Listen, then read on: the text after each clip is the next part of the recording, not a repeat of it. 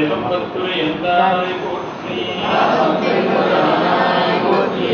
காவாய் நகத்திரளே போற்றி கைலை மலையானே போற்றி போற்றி.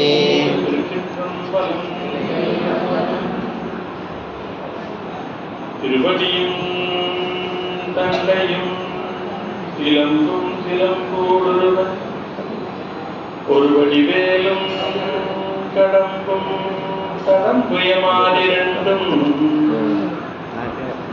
மறுபடிவான வதனங்களாரும் மலர் கண்களும் ஒரு வடிவாய் வந்தனதும் குளிர கொண்டமே ஒரு வடிவாய் வந்து ஒரு வடிவாய் வந்தனது உள்ளம் குளிர கொண்டமே. யாம் போதிய கல்வியும் எம்மறிவும் தாமே பெறவேலவர் தந்ததனால் பூமேல் மயல் போய் பூமேல் மயல் போய் பூமேல் மயல் போய் அறம்மை புணர்வீர் நாமேல் நடவீர் நடவீர்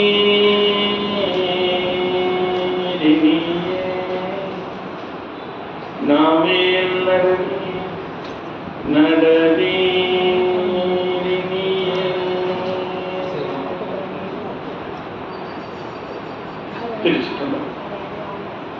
சக்கரவர்த்தி தவராச யோகி எனும் மிக்க திருமூலனருள் மேவனால் திருமுகநாதகாணிகள் சண்டமாரதம் சோமசுந்தர நாயகர் திருவடிகள் எல்லாம் அல்ல என் ஆன்மநாயகனாம் ஆதிமூலனின் பெருங்கருணையினால் சொக்கநாத பெருமானுடைய திருவருளாலும் குருவருளாலும் அற்புதமான நன்னாளிலே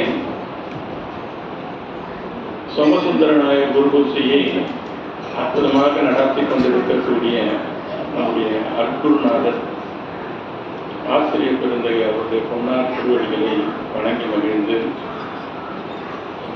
அவருடன் இணைந்து திருப்பணி செய்யக்கூடிய அத்துணை அன்பர் மக்களுடைய பொன்னார் திருவடிகளையும் மணமணி வழிகளால் மகிழ்ந்து எமக்கு இட்ட பணி இன்றைய நாளில குரு பூசை காண இருக்கக்கூடிய கண்டு கொண்டிருக்கக்கூடிய சோமசுந்தர நாயகருடைய அற்புதமான படைப்பு சமரச ஞான தீபம் என்ற நூல், சித்தாந்த ரத்னாகரம் என்ற நூல். அந்த நூலில் இருந்து ஒரு சில செய்திகளை சிந்திக்க திருவள்ளுவர் கூட்டியுள்ளது. எம்மை தொடர்ந்து இந்த நூலுக்கு கூடுதலாக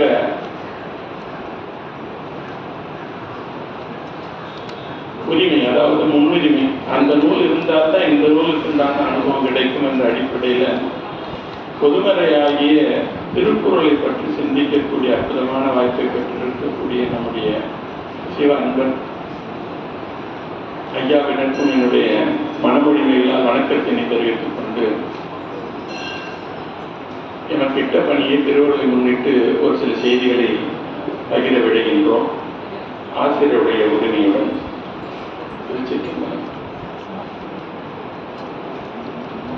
நம்முடைய சைவ சமய மரபில் சண்டமார்க்கம் சோமசுந்தர நாயகர் என்று அழைக்கக்கூடிய இன்றைய குரு பூசை காணக்கூடிய பெருந்தகை அவங்க இல்லைன்னா இன்னைக்கு தமிழ நாம செய்யக்கூடிய இத்துணை சொற்பொழிவும் இந்த அளவுக்கு இருந்திருக்க பெறுமா என்பது கேள்விக்குறி.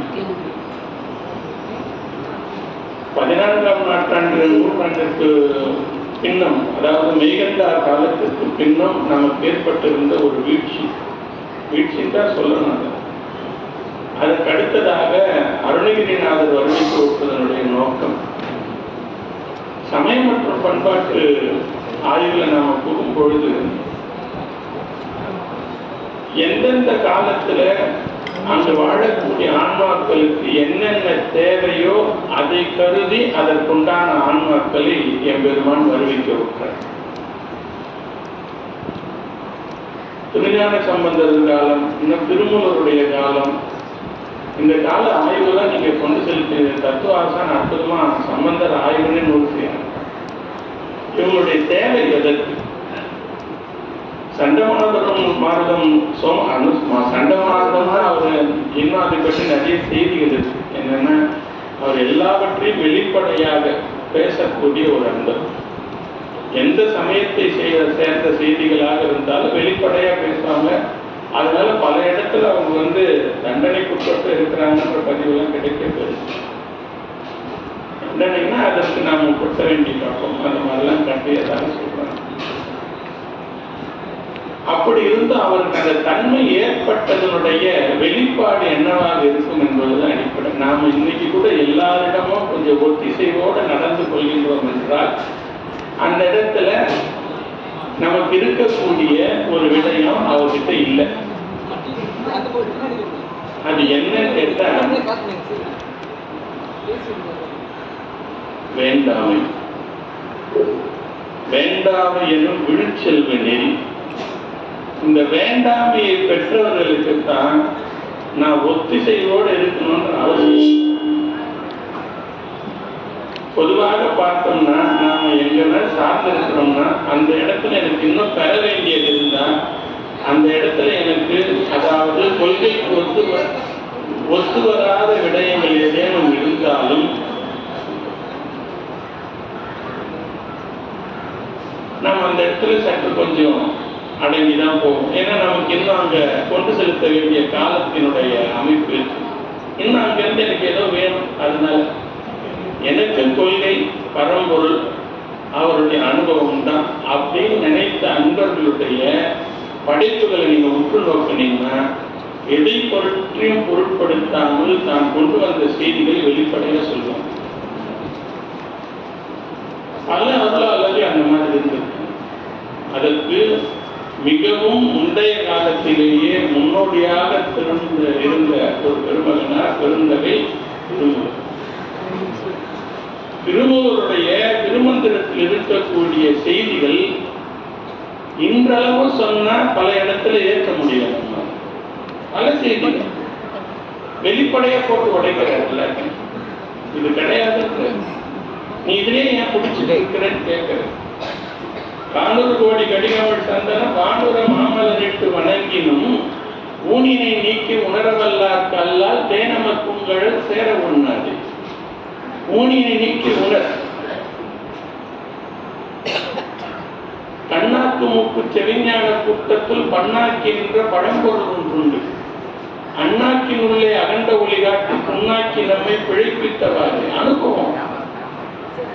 எதற்காக இந்த சமயம் ஏற்படுத்தப்பட்டதோ அந்த ஏற்படுத்தப்பட்ட மூல நோக்கத்தை நோக்கிய பயணம். அந்த பயணத்தில் எப்பொழுதெல்லாம் சற்று பின்னடைவு ஏற்படுகின்றதோ அப்பொழுதெல்லாம் அருளாளர்கள் வருவித்து வரப்படுகிறார்கள்.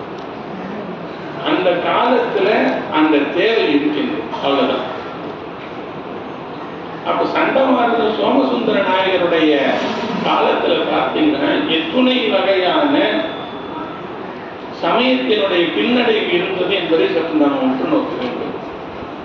ஒன்று, மொழி சார்ந்த அணுகுமுறையின் பின்னடைவு. இன்றைக்கும் சண்டமாசன் ஐயாவுடைய நூல்களில் பார்க்கக்கூடிய ஒரு அமைப்பு என்னன்னா, அவருடைய ஒத்த காலத்தில் இருக்கக்கூடிய சிவஞான யோகிகளுடைய நூலில் பார்த்தீங்கன்னாலும் மணிப்பிரபாக நடை என்ற ஒரு நடை. வடமொழி கலப்பில்லாமல் பேசினால் அவர்களை புலமை உள்ளவர்களாக ஏற்றுக்கொள்ள முடியாத காலம். இப்ப இன்றளவும் பல இடத்துல போய் பேசும்பொழுது அங்கொன்றும் இங்கொன்றுமாக ஆங்கில சொற்களை கலந்தால்தான் இவர் கொஞ்சம் படிச்சிருக்கிறவராக நினைக்கிறாங்க. இல்லைன்னா இவர் ஏதோ இதற்கு 1960களில் ஏற்பட்ட மிகப்பெரிய தமிழை ஏற்றி போற்றுகிறேன் என்று நம் மீது சுமத்தப்பட்ட பெரும் வீழ்ச்சி. படித்தவர்கள்லாம் வழிபாடு செய்ய மாட்டாங்க, படித்தவர்களா பகுத்தறிவு என்று எதையோ ஒன்றை பிடித்துக் கொண்டிருப்பார்கள் என்ற ஒரு மாயை தோற்றத்தை ஏற்படுத்தி இன்னைக்கும் கொஞ்சம் படிச்சுட்டாலே அவ்வளவுதான், எனக்கு இதுக்கு சம்மந்தம் இல்லைன்ற ஒரு கணம் வந்து என்ன படித்தோம், சாகாமல் கற்பதுவே கல்வி, புலனைந்தும் வென்றான் தன் வீரமே வேறு. எவ்வளவு தெளிவா அந்த கல்வியை விட்டுவிட்டு இந்த கல்வியில ஏதோ சரி நீ தான் கல்வி படிச்சுட்ட, அத்துணையும் தெரிந்தாகிவிட்டது உடலை பற்றி.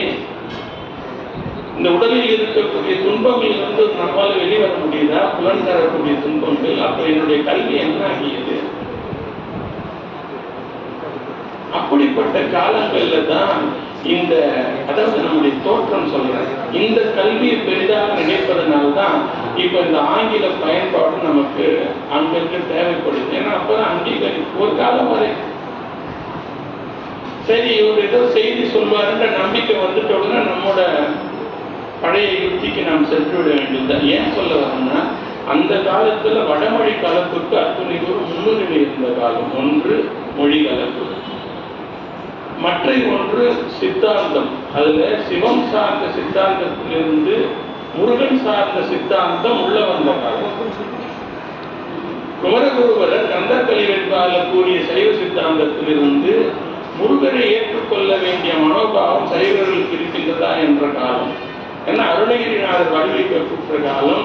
குமரகுருவிய சமயத்தை நம்ம இப்படிதான் அணுகணும். பல இடத்துல வாழ்வியலை பார்க்கும் பொழுது வாழ்வியல் சார்ந்த அனுபவத்துடன் யோசிக்கும் பொழுதுதான் அவங்க நமக்கு என்ன செய்தியை தர வந்தாங்கன்ற நுட்பம் நமக்கு தெரியும். தமிழ் வடமொழி கலப்பிலிருந்து தமிழை மீட்டெடுக்க வேண்டிய நியதி, சைவ சித்தாந்தம் சைவ சித்தாந்தத்தை அனுபவமாக மாற்ற வேண்டிய நியதி. ஏன்னா நிறைய பேச்சிலே இருக்கு,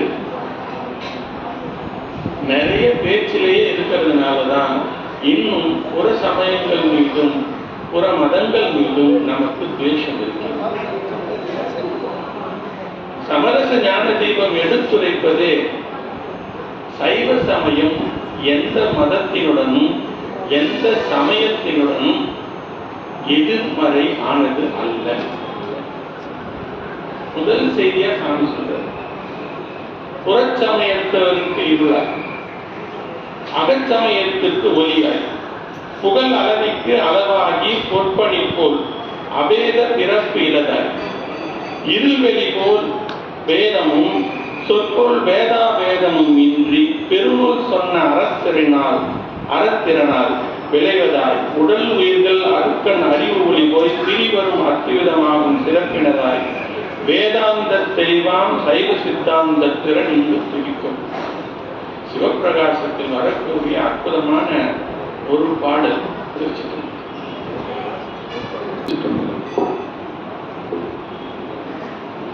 தென்னாடுடைய சிவனே போற்றி,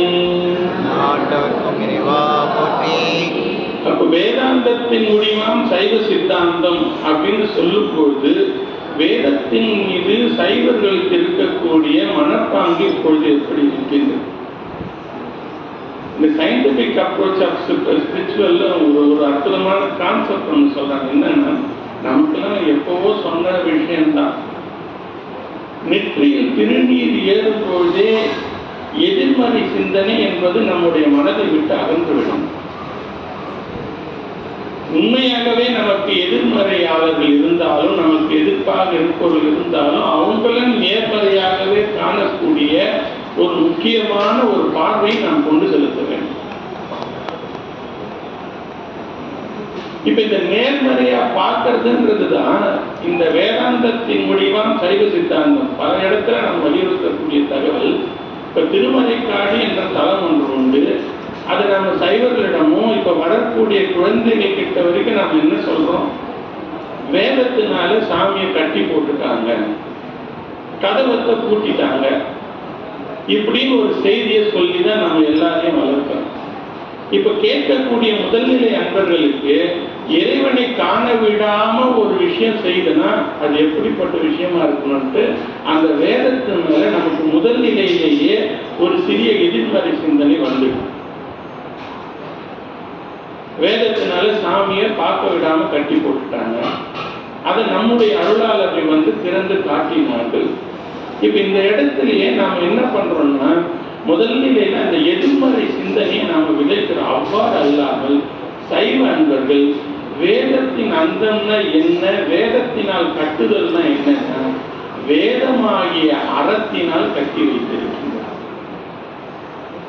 அறவாழ்வு வாழ்ந்து ஒழுக்க திருத்தணியில் இருக்கக்கூடிய அன்பர்களுக்கு உள்ளே இருக்கக்கூடிய சிவம் காட்சி பொருளாக அல்லாமல் அனுபவத்திற்கு வரும். சிவத்தை காட்சி பொருளாக கண்டு படித்ததிலிருந்து அனுபவம் பெற்ற நாவுக்கரசரை வைத்து காட்டுகின்றார் அவருடைய ஆசிரியர் சம்பந்தர்.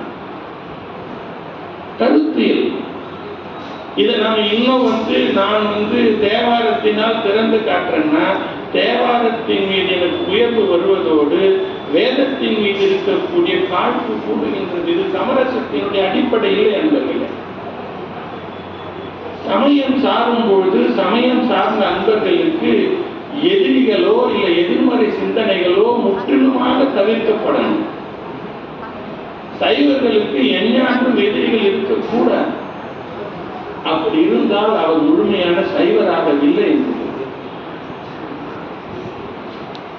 மும்மத காரியங்களிலே இது முக்கியமாக பகை என்பது ஒரு காரியமாக கருதப்படுகிறது. எனவே எந்த ஒரு சமயத்திற்கும் எந்த ஒரு மதத்திற்கும் பேதமானது சைவ சமயம் இல்லை என்பதை வெளிப்படையாக, ஏன்னா அப்ப இருக்கக்கூடிய சைவ சமயத்தினுடைய சூழல் என்பது வேறு. மெய்ஞானமாகிய சன்மார்க்கத்தை உணர்த்த வந்த வள்ளலாரையே அப்பொழுது சைவ சித்தாந்திகள் படுத்திய நிலையை நம்ம பார்த்திருந்தோம். அதே சைவ சித்தாந்திகள் பின்னும் அவர்களுக்கு சீடராகிய செய்திகளை நம்ம கேட்டிருக்கின்றோம். கேட்டதுல பதிந்த செய்தி.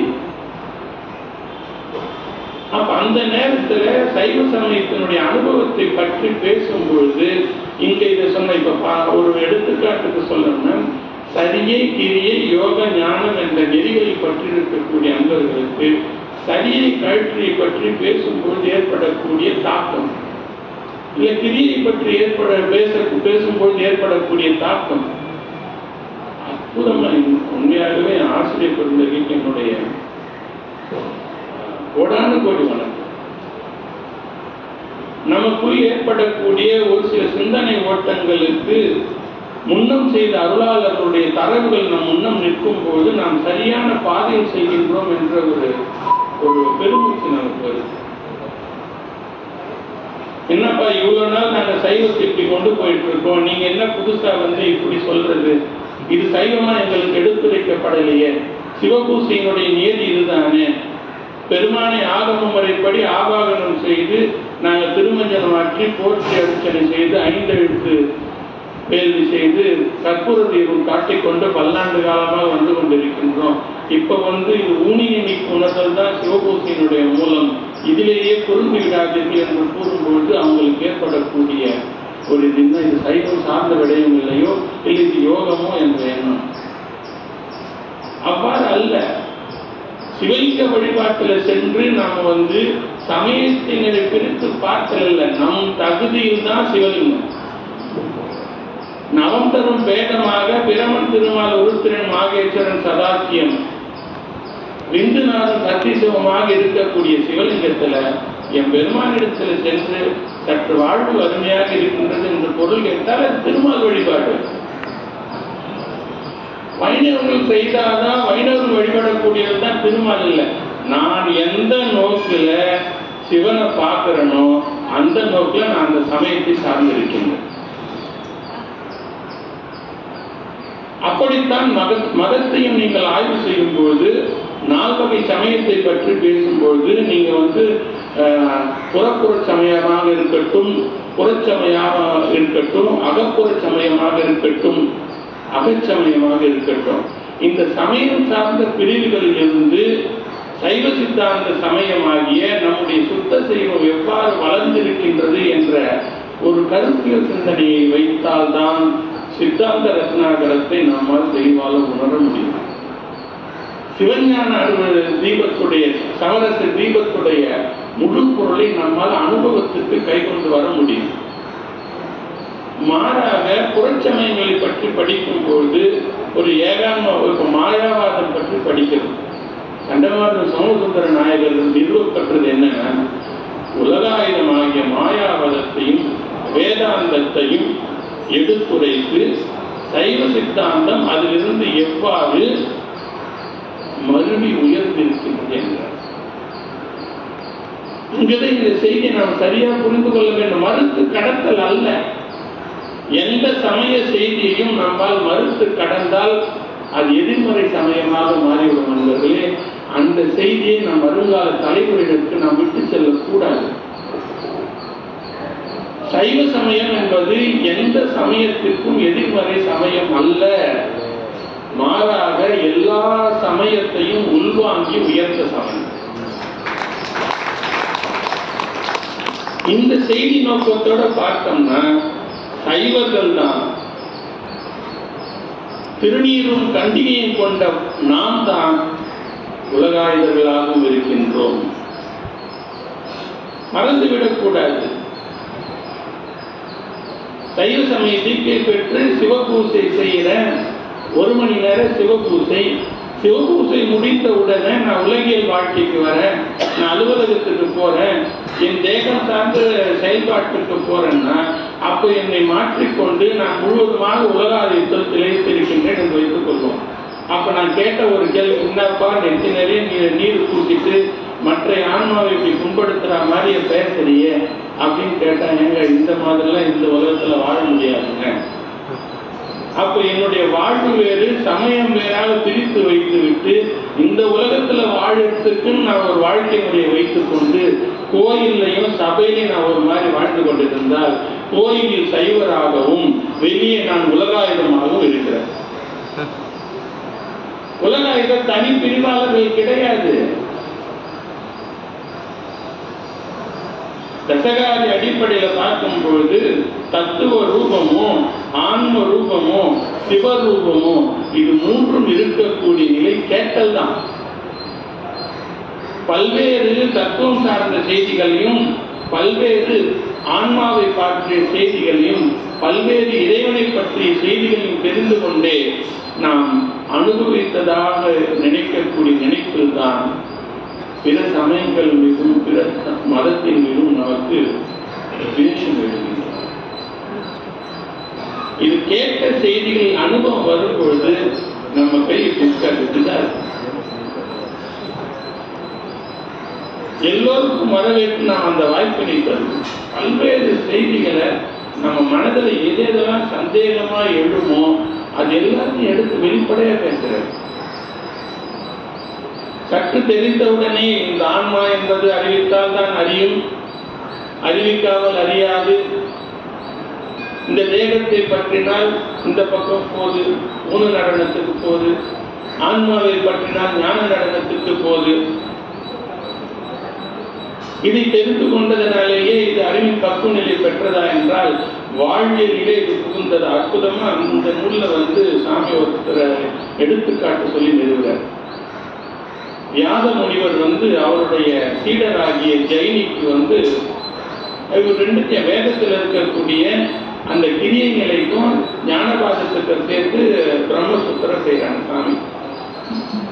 இதை படித்த அந்த ஜெயினி வெறும் அந்த செயல் வேதத்தில் இருக்கக்கூடிய கர்மகாண்டத்துக்கு மட்டும் உத்தரம் செய்து அவர் நிறைவு பொருள் அடையல் என்று சாமி கிட்ட வர வியாதர்.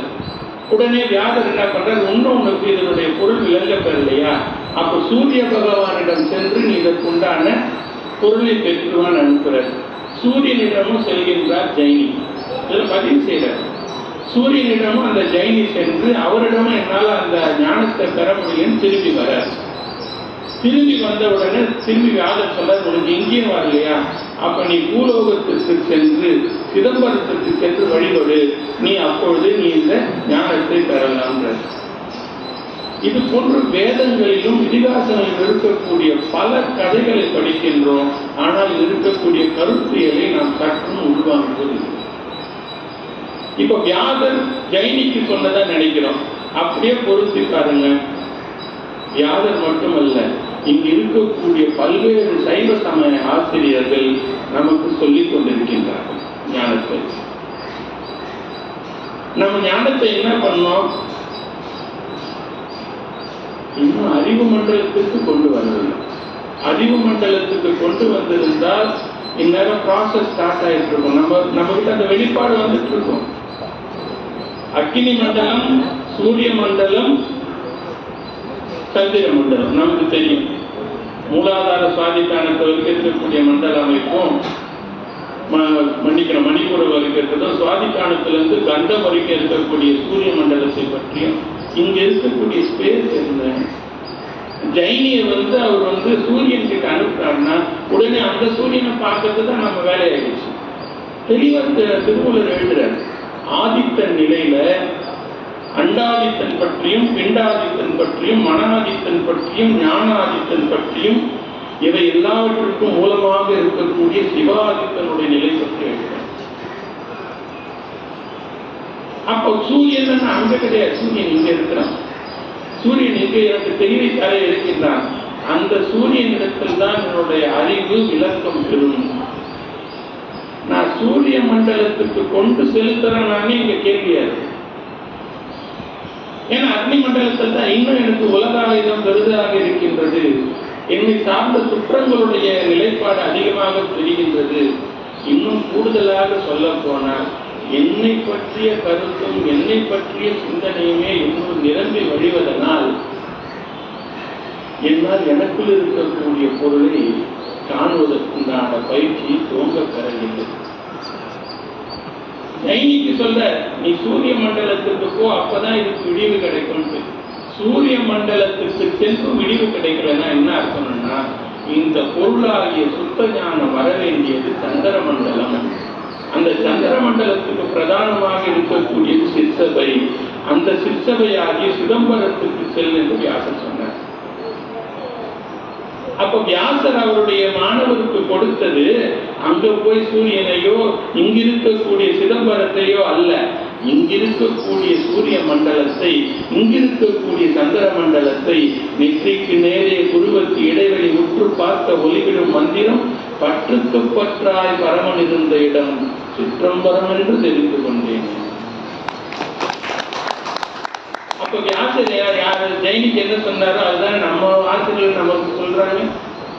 இந்த அளவுக்கும் நமக்கு திருத்தொண்டர் தொகையுடைய முதல் அடியை எடுத்துரைத்த நம்முடைய ஆரூரன் பெருமான் ஒரு சாராருக்கா கொடுத்திருப்பார் அந்த செய்திய.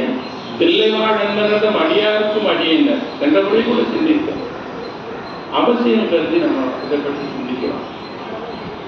தில்லையில் வாழ்கின்ற அந்த சாமி எடுத்து கொடுத்துப்பாரு. நல்லாக்கும் பொல்லாக்கும் நடு நின்ற நடு. அப்பேற்பட்ட என் பெருமான் தில்லையில வாழ்கின்ற அடியாருக்கு மட்டுமா சொல்லியிருப்பார். அப்போ எல்லா மக்களும் அடைய வேண்டிய நிலையை பற்றி பேசுகின்றார். எதற்காக உனக்கு இந்த பிறவி கொடுத்தேன், அந்த பிறவி கொடுத்த பயனை அடைந்தவர்களை பின்பற்ற. அந்த பிறவி கொடுத்த பயனை அடைந்தவர்கள் தில்லை வாழ்ந்தனர்னா அவர்களுக்கு ஒரு குறிப்பிட்ட அமைப்பினர் இல்லை. யாரெல்லாம் தில்லையில் வாழ்கின்ற அந்த தன்மை பெற்றார்களோ அவர்கள் எல்லாம் இந்த பெற்ற பிறவிலே இந்த உடல்ல தில்லை எங்க இருக்கு நமக்கு சொல்லிட்டாங்க. இதுதான் தில்லை. இந்த தில்லைக்கு நான் வரணும்னா எல்லாத்தையும் விட்டுட்டு காயத்தை விட்டால் தான் வர முடியும். உள்ளம் பெருங்கோயில் ஊமுட பாளையம் வல்ல பிரானாருக்கு வாய் கோபுர வாசல் செல்ல தெளிந்தாருக்கு சீவன் சிவலிங்கம் கள்ள புலனிங்கும் காலா மணி விளக்கு ஒளி கருத்தது கண்டம் என்று உரைப்போர் உணர்வில்லார். கண்ட கருத்த கருத்தறிவாரில்லை. இன்னும் புராணமே பேசிட்டு இருக்கேப்பா நீ. சிதம்பரம் போய் அங்க போய் பாக்குறீங்க. இங்க பாருங்க உட்கார்ந்து ஒரு இடத்துல இங்க பார்க்கறதுக்கு தான் அங்க வச்சிருக்காங்க.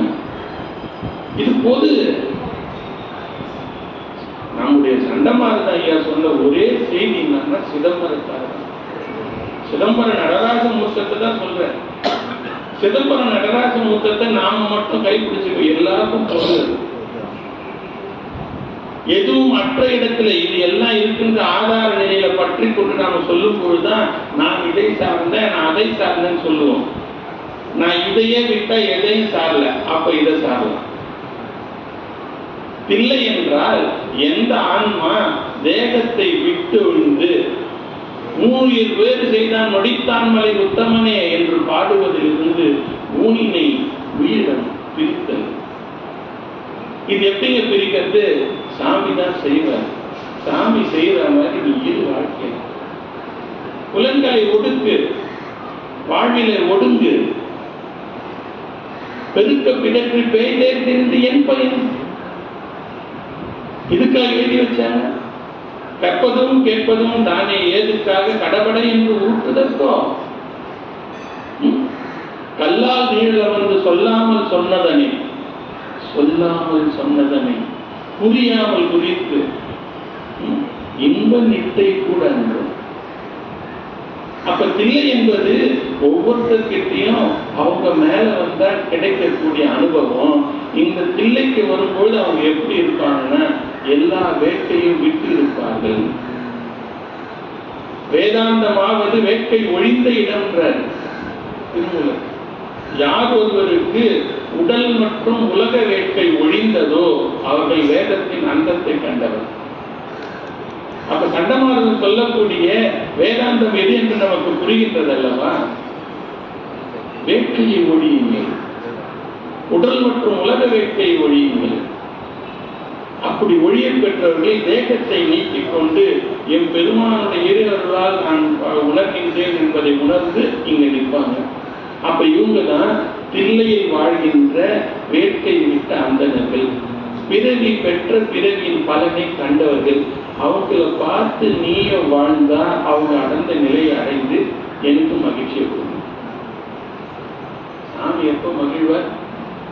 நான் செய்யற திருமஞ்சனத்தினாலும், நான் செய்யக்கூடிய ஒப்பனையினாலும், நான் கொடுக்கக்கூடிய நிவேதனத்திலுமா மகிழ்வார்? ஐவாய் அவாவிலேயே உன்னடிக்கு வைப்பதல்ல. உன்னடிக்கு வைக்கக்கூடிய மலர் என்னுடைய அவா. இந்த புலன்களை குடிங்க வச்சிருக்காங்க. இதனாலதான் சொன்னேன், ஐவாய் அவாவிலேயே உன்னடிக்கு வைப்பதல்ல. மெய்யான அன்பே என் சலம், பொய்யாத நின் போதமே ஒன் சுடராம் போரூரா என்போத நிவேத்தியம். நீ 1000 நிவேத்தியம் படைச்ச சாமி சந்தோஷப்பட மாட்டான். என்னைக்கு என்னை எடுத்துக்கடான்னு கையை தூக்கிட்டு நிக்கிறியோ இது போதும் தான். இதுக்கு தாண்டா இவ்வளவு கஷ்டப்பட்டேன், இதுக்குதான் இவ்வளவு கஷ்டப்பட்டேன். இந்த பிறவி கொடுத்தது எதுக்கு? இது வேணான்ற ஒரு எண்ணத்துக்கு வந்தீங்கன்னா உங்களுக்குள் இருக்கக்கூடிய ஒரு மூல குற்றம் ஒடுங்கியதை நீ உணரலாம். இன்பமா இருக்குண்டா, நீ ஏன் கஷ்டப்படுற? பிறந்தால் ஒரு பெரிய துன்பம். இது இன்ப சட்டை போட்டிய துன்பம். பார்க்கறதுக்கு இன்பம் மாதிரி இருக்குடா, ஏன் கஷ்டப்படுற? நீ வந்து விடு என்று பிள்ளை வாழ் அந்தனிடம் அடியாக்கும் அடி என்றார். முதல் நிலையிலே சொல்ல, பிறவியினுடைய பயனை நீ அடைந்து கொள். நீ யாரையோ சுட்டி காட்டுதல் இல்லை, நீ உயர்ந்து அடைய வேண்டிய அனுபவத்தை கருத்தியல். திருத்தொண்டர் தொகையில் வரக்கூடிய 63 வரியும் கருத்தியல். புறப்புற சமயத்தில் இருந்து அகச்சமயம் வரும் வரை கருத்தியல். உன் அறிவு பிரதானம் நினைக்கிறேன், அதுதான் உனக்கு துன்பத்தை பெற்று தருகின்றது. நீ என்பது அறிவு என்பதை உணர்ந்தவுடனே உனக்கு ஒரு எழுச்சி வருகின்றது. அது ஒரு சமயம். நண்பர்களே, இந்த சமயத்தில் இல்லாத இப்போ யாருமே இந்த சமயத்துல சைவர்கள் இல்லைன்னு யாருன்னா சொல்ல முடியுமா? நான் சொல்றது எதிர்ப்புடைய சிவ சமவாத சைவர்கள் தத்துவ சுத்தி பெற்று ஆன்ம தரிசனத்தில் இருக்கக்கூடிய ஆன்மாக்களுக்கு சற்று நாம் பெற்று தெரிந்தது போல ஒரு உணர்வு ஏற்படும். இன்னும் எனக்குள் இருந்து ஒரு பொருள் உணர்த்துவதை அறியாமல் நானே கற்றுவிட்டேன் என்ற ஒரு நிலை ஏற்படும். இந்த நிலையில் ஏதேனும் ஒரு சைவர் இருந்தால் அவர்கள் இன்னும் ஆன்ம சுத்தி பெற வேண்டியதனுடைய அடிப்படை உணர்த்துவது அந்த சைவம். உடனே சிவசமவாதம்ன்றது நம்ம சைவர் அல்லாதவர்களுக்கு அல்ல. புறப்புற சமயத்திலிருந்து அகச்சமயத்தில் இருக்கக்கூடிய சுத்தாத்வித முக்தி அடைவதை நாம் அடையக்கூடிய படிநிலை தான் இருக்கக்கூடிய அப்படி சமயங்களும். அது உலகாயுதமாக இருந்தாலும் சரி, ஏகாத்மவாதமாக இருந்தாலும் சரி, விசிஷ்டாத்வீதமாக இருந்தாலும் சரி, ஐக்கியவாதமாக இருந்தாலும் சரி. இன்னும் நிறைய செய்திகள் கொண்டு வந்த பெருமான் திருவள்ளுவர் கூட்டத்தில் ஒரு தனி வகுப்பா சாமி திருவள்ளால இந்த சிவஞான சமரச தீபத்தை தனி வகுப்பா ஒரு 3-4 மணி நேரம் பேசணும். இந்த 4 வகை சமய நெறிக்குள் இருக்கக்கூடிய ஒரு சமயத்தையும் எடுத்து கூறி அந்த சமயத்திலிருந்து நம்ம சமயம் எப்படி உயர்ந்து நிற்குதுன்னா, எந்த குற்றத்தை நீக்கிக் கொண்டால் சமயம் உயர்ந்து நம்முடைய சைவம். நம்ம என்ன பண்ணிட்டோம்னா இப்ப திருநீரும் சைவத்தை வச்சவுடன் நான் உயர்ந்ததை சார்ந்துவிட்டேன்னு நினைக்கிறேன் அப்படின்னா இது ப்ராசஸ். ஒன்றை நிறுவிவிட்டு அதிலிருந்து நான் உயர்ந்தவன் என்பது அல்ல சைவ சித்தாந்தம். வளர்ந்து கொண்டிருக்கக்கூடிய படிநிலையில் இருக்கக்கூடிய அத்துணை குற்றங்களையும் கலைந்து கொண்டே வந்தால் முடிந்த முடிவாக இருப்பது சைவ சமயம். அப்படி அனுப்பிட்டு நான் இப்போ நேரா இருக்கிறதுலே உயர்ந்த சமயமாகிய சைவத்தை சார்ந்துட்டேன்னா நம்ம முன்னாடி இருக்கக்கூடிய அன்பர்களை ரொம்ப வேற மாதிரி பார்ப்போம். ரொம்ப ஒரு பெருமாள் வழிபாடு இல்லை, அங்கிருந்துதான் இது வருது. அத்தகைய சமரசத்தை எடுத்து பேசியவர் இன்னும் இதுல இருக்கக்கூடிய அவர் சொன்ன ஒரு சில செய்திகள்லாம் அவர் சொல்லும்போது இதுல சொல்றாரு, ஒரு அரண்மனையில் இருக்கக்கூடிய விடுதிகள் போன்ற ஏனைய சமயங்கள். அரண்மனைக்கு உரிமையாளன் விடுதிகளில் இருப்பவருக்கு எதிரியாவான. அப்ப ஏனைய சமயங்களும் நமக்கு எதிரிகள் அல்ல, நாம் வளர எனக்கு படிநிலைகள் தான் அமைந்தது. நீங்க அந்த நோக்கில் புற சமயத்தை அணுகலாம். அப்பதான் நாம எங்க இருக்கோம், நாம எங்க இருந்து அதுல இருந்து டிரான்ஸ்பார்ம் ஆகணுன்றதை உணர முடியும். ஒரு எடுத்துக்காட்டுக்கு தான் உலகாயுதர்களை சொன்னோம். உலகாயுதர்கள் மாயாவாத அடிப்படையில் என்ன சொல்றாங்க, உலகத்தில் இருக்கக்கூடிய இன்பமே இன்பம், இறைவனை பற்றியோ சொர்க்க நரக சிந்தனையோ அவர்களுக்கு அவசியம் கிடையாது, மறுபிடிப்பை பற்றி சிந்தனை ஓட்டம் இல்லை. அப்ப நாம எப்பெல்லாம் இறைவனை மறந்து உலகாயுத நடப்புகள் இருக்கிறோமோ அப்ப நாம எல்லாரும் உலகாயுதர்கள் தான். இதை யாரும் லாஜிக்கா மறுக்க முடியுமா? யாரும் இல்லைங்க, இந்த இடத்துல நீங்க சொல்ற மாதிரி சைவன்ற முறையெல்லாம் வாழ்ந்தா சாப்பிட்டு அப்படிலாம் இல்லை. வாழ்ந்து காட்டினார்கள் ஞானிகள். நான் எத்தனை தூரம் சுத்தமா இருக்கிறனோ சுத்தமா ஆவரணும், அத்துணை தூரம் என்னை சுற்றி சுத்தமாக்க வேண்டிய வேலை திருவள்ளுவர். என் எதுக்கு யாரும் சரியில்லைன்னு நான் சரியாவே மாட்டேன்னு சொல்றது எனக்கு சரியாவதன் மீது இருக்கக்கூடிய விருப்பம். அவ்வளவுதான். சரியா புரிஞ்சுக்கிட்டீங்கன்னா சிறப்பு. இன்னும் ஒரு சில விஷயத்துல இருந்து இப்ப எக்ஸாம்பிள் சொல்றேன்னா, திருக்கோயிலுக்கு வரணும்னு நான் முடிவு பண்ணிட்டேன். அப்ப வீட்டுல எதுனா ஒண்ணு நம்ம கூப்பிடுறாங்க, நம்மளோட குழந்தைங்க வெளியே கூப்பிடுது, இல்ல பேர பசங்களை பார்த்துக்க சொல்லிட்டாங்கன்னா நான் அவர்களை காரணப்படுத்தி கொண்டு எனக்கு வீட்டின் மீதும் பேரன் பெயர்ச்சி மீதும் இருக்கக்கூடிய நாட்டத்தை ஜஸ்டிஃபை பண்ணிடுவேன். எனக்கு இதுதான் வேணும்னா நான் தெளிவா வருவேன். எதையோ அந்த மாதிரி விட்டுட்டு வந்துருக்கேன். அப்ப என்னால வெளிவர முடியலன்னு சொல்றேன்னா இன்னும் அந்த உறவுகள் மாட்டி இருக்கக்கூடிய பற்று செய்யணும். நான் என்ன பண்ணிக்குவேன், அதுக்கு என் பசங்க என்னை விட மாட்டாங்கன்ட்டு காரணத்தை சொல்லிடுவேன். மூலம் எனக்கு பேர பசங்களை விட முடியலன்றது தான் உண்மை. ஏற்றுக்கொள்ள கட்டதாக இருக்கலாம், ஆனால் உண்மை அன்பர்களே இது ஏன் கருத்து கிடையாது. சண்டமணி இப்படிதான் சண்டமார்தம் சைவத்தை நிலைநிறுத்தினார். இப்படி பேசினா வயதானவங்க என்னோட சொற்பொழிவை கேட்க மாட்டாங்க அப்படின்னா நான் இதை பேச மாட்டேன். கேட்கறீங்களோ கேட்கலையோ கூப்பிட்டா உண்மையை சொல்லணும், இருக்கக்கூடிய ஆன்மாக்கள் மேல வரணும். நான் அடுத்து பல சொற்பொழிவு பேசணுன்ற எண்ணெல்லாம் கிடையாது. இன்னைக்கு சாமி கொடுத்த வாய்ப்பை உண்மைக்கு திருவுருள் உணர்த்த அந்த சமரச ஞான தீபம் என்ன செய்தியை சொல்ல வந்ததோ அதை சொல்லணும்னா தேன்மொழியாத்தான் எனக்கு இந்த வேலையை செஞ்சேன். தேன்மொழியார் தேனறிவின்ற சிவபுராணத்தில் ஒரு எழுதுறேன். என்ன சொல்ல வந்த கூப்பிட்டீங்கன்னா நான் உண்மை பொருளை தான் சொல்லுவேன். அதனால நீங்க என்ன அடுத்து கூப்பிட மாட்டீங்கன்னா ஐயா தேன்மொழியார். சித்தாந்த ரத்னாகரன் குறிப்பிடக்கூடிய சிவஞான சமரச தீபம் உரைப்பது என்ன என்றால், சண்டமார்தம் அத்துணை நெருக்கடியான சூழல்ல. மார்தம் என்றால் சூறாவளி. அந்த சூறாவளி போன்று தன்னுடைய சமய கருத்துக்கள் அத்துணையுமே மூலமான ஞானத்திற்கு கொண்டு செலுத்த வேண்டும் என்ற எண்ணத்தின் அடிப்படையில் எடுத்து கூறினார். அதற்கு முத்தாய்ப்பாக அவர் குறிப்பிட்டிருக்கக்கூடியது இதுகாலம் செய்து வந்த விசாரத்தால். அப்படியே நீங்க இந்த 30 நிமிட அந்த இதோட பொறுத்தீங்க. இதுகாலம் செய்து வந்த விசாரத்தால் உலகாயுதன் இழிவும் மாயாவாதியின் இழிவும் ஏனைய மதத்தவர் இழிவும் பெறப்பட்டமைக்கு யாது கதியனின் ஞானத்தை போதிக்கும் ஆசிரியன் யோகத்திற்கும் கிரியைக்கும் சரியைக்கும் இழிவு கூறுவதனால் உண்டாகிய தாழ்வு யாது? அப்படி கூறுவது கீழுள்ளவன் மேலுக்கு முறையே வரவே என வேண்டும் என கருதிய ஆகையால் இவை யாவும் அங்கீகரிக்கப்பட்டது.